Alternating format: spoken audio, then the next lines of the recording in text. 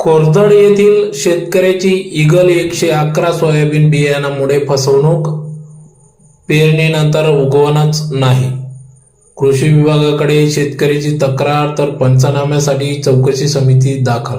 नुकसान भरपाई द्या, शेतकरी श्याम पाटील यांची मागणी.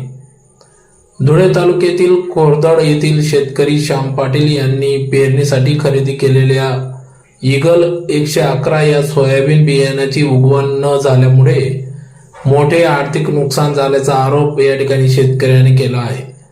योग्य वेळी पेरणी करून देखील शेतात अपेक्षित उगवण झाली नसल्याने त्यांनी कृषी विभागाकडे लेखी तक्रार दाखल केली.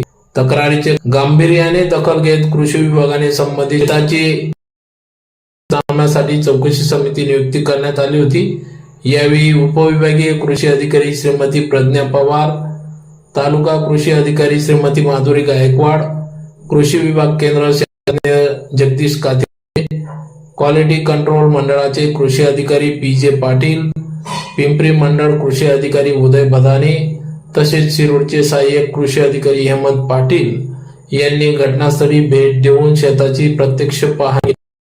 अधिकाऱ्यांनी शेतकऱ्याशी चर्चा करून बियाण्याची उगवण न होण्यामागील कारणांचा तपास सुरू केला असून पंचनामा करून अहवाल वरिष्ठांकडे सादर करण्यात येणार असल्याचे सांगितले. शेतकरी श्याम पाटील यांनी सांगितले की बियाणे, मशागत, मजुरी व इतर शेती कामांवर मोठा खर्च करून देखील उगवण झाले नाही. त्यामुळे संपूर्ण पीक धोक्यात आले असून पेरणीचा महत्वाचा हंगाम हातातून निसटला आहे. आता दुबार पेरणी करावी लागल्यास आर्थिक संकट आणखी वाढणार असल्याची खंत त्यांनी व्यक्त केली. शेतकऱ्याने संबंधित बियाणांना उत्पादक कंपनीकडून तसेच शासनाकडून झालेल्या नुकसानीची तातडीने भरपाई मिळावी, दोषी आढळल्यास संबंधितांवर कठोर कारवाई करण्यात यावी आणि शेतकऱ्यास न्याय मिळावा अशी मागणी केली आहे. या घटनेमुळे परिसरातील शेतकऱ्यांमध्ये देखील चिंतेचे वातावरण निर्माण झाले असून बियाणांच्या गुणवत्तेवर अधिक प्रभावी नियंत्रण ठेवण्याची गरज व्यक्त केली जात आहे. कृषी विभागाच्या चौकशी अहवालानंतर पुढील कारवाई होणार असल्याने आता सर्वांचे लक्ष या अहवालाकडे लागून आहे.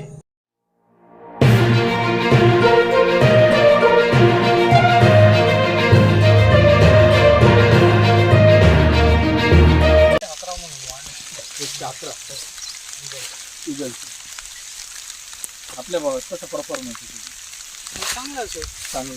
किती दिवस ड्युरेशन किती तुझं? 95 दिवस. कधी पेरली तुम्ही?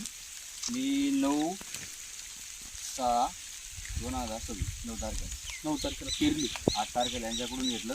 9 तारखेला लगेच ट्रॅक्टरला पण पेरणी केली. लगेच मागे पाणी चालू केलं. पाणी दिलं. 2 पाणी भरले गेले. त्यानंतर यांच्याकडे गेलो, म्हटलं का होतं आता 7-8 दिवस झाले तरी उगलं नाही. उगेल म्हणजे 2-3 दिवस थांबा. यांना फोन केला तेव्हा 12 दिवस झाले होते. पेपर आपलं तिकडं पाणी चालू झालं. 3 पाणी भरले गेले तरी पण हा मक्का उगला गेला पण ते उगलं नाही. हे आले यांनी सांगितले की 2-3 दिवस थांबा उगून जाईल म्हणते. 2 दिवस मी फर्स्ट विजिटला आलो सर. मी त्यांना सांगितलं 2 दिवसात मी परत येतो. आणि पहिल्या विजिटला तर मी डायरेक्ट कम्युनिकेशन नाही करू शकत नाही. बरं ठीक. नाही 2 दिवस थांबा उगून चर्चा करून 2 दिवस थांबा पूर्ण उगून जाईल. मग त्या दिवस आम्ही 4 मी यांचा प्रतिनिधी नाही, तुमचा प्रतिनिधी नाही. माझा मी तुम्हाला ज्या ज्या अँगल मधून विचारेल ना ते फक्त मला उत्तर द्या. मला मी का दुश्मन थोडी ना तुमचा. माझा एकच आहे. ट्रॅक्टरला पण घेऊन येतो. हा नाही जिथं पेरलंय ना तिथं पण जाऊ आपण बघा. माझं मी फक्त काय मला जे जे सायंटिस्ट याच्यातून प्रश्न वाटले ना मी तुम्हाला विचारेल.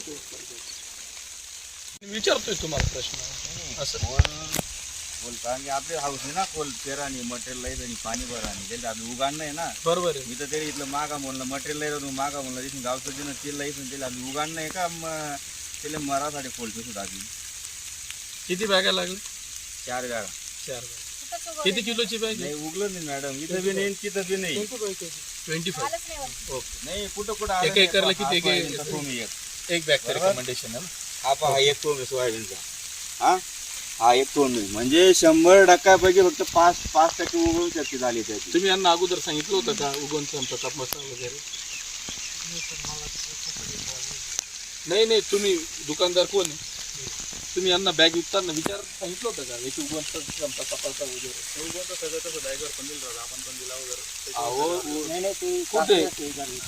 केली होती का ती नाही दिली त्यांनी हे लावलं ट्रीटमेंट दिली हो तुम्ही दुकानदार आहेत ना, तुमचं काम आहे शेतकऱ्यांना सांगणं की उगवण क्षमता तपासा मग लावा, नुकसान होणार नाही, अमुक नाही, आपण सांगतो ना. मग ठीक आहे. तुमची शिफारस कशी आहे? गुडकरनी रिकमेंडेड नाही कोरडमध्ये तुम्ही नाही करू शकता. जीवावर पेरताना तर माणूस पहिले पेरच मगच पाणी भरत ना. असं नाही की सरांना ऍक्च्युली माहिती बोलला मग पेरी दे माणूस मग कोल्हा ना कोल्हा त्याला पडी दे असं तुम्ही सांगायचे मी दुकानदार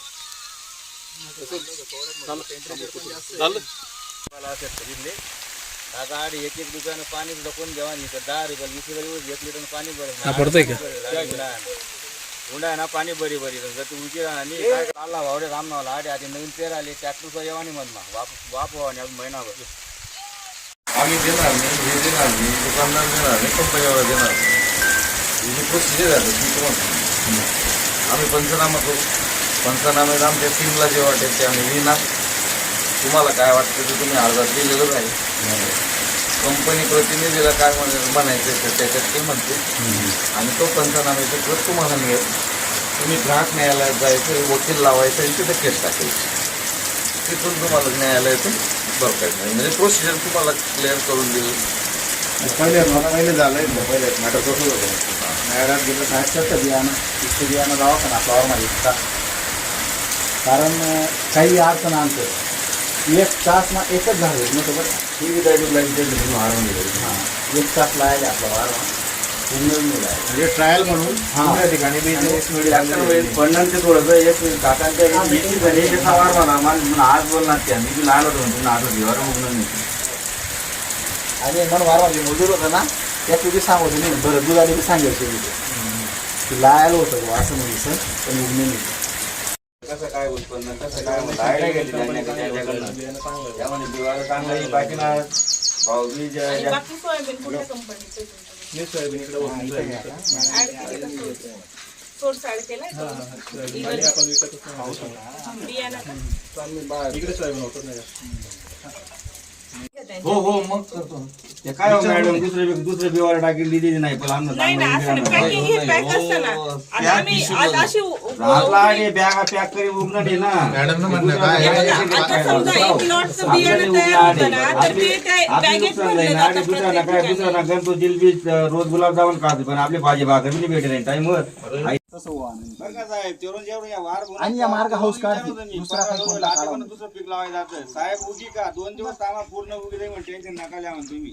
नाही आम्ही जे नियमाने आहे ना ते सगळं व्यवस्थित सगळ्या गोष्टी करू. नाही या कोणती पैवाट काढतील मॅडम नाही त्यांना त्यांचं म्हणणं मांडायला संधी आहे पण आपल्याला आम्ही काय नियमाने ते त्यांना जे सगळं मांडायचं ना ते कागदावर मांडतील ना ते. मांडत का ना पण मग असे त्यांनी उंडा आहे आम्हाला देऊन पाणी पडेल होता उंडा आहे आम्हाला पाणी बोलतो पाऊस आहे मला आव्हान फोडतो उंडा आहे मला खाबा लावू मार्ग असं बी काढतील बरं या कारण या अंडव माडी उन्हाळा म्हणता जेव्हा जून महिना म्हणजे उन्हाळा कसा नाना भाऊ पपईनच आहे ना कपाशीनच आहे ना दुकानवाला कसं काय